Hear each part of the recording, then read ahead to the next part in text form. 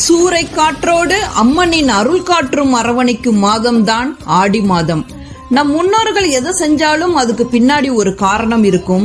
மழைக்காலத்தோட துவக்கமான இந்த ஆடி மாசத்துல நல்ல மழை வேண்டியும் உடல் நலம் பெறவும் நோய்கள் பரவாமல் தடுக்கவும் நம் முன்னோர்கள் பல விழாக்களை ஆடி மாதத்துல கொண்டாடி அம்மனுக்கு வழிபாடு நடத்தினாங்க. ஆடி மாதம் அம்மியும் நகரும் என்பார்கள். அந்த அளவுக்கு பலத்த காற்று ஆடி மாசத்துல அடிக்கும். காற்று வழியாக தொற்று நோய் பரவும் அபாயம் உண்டு.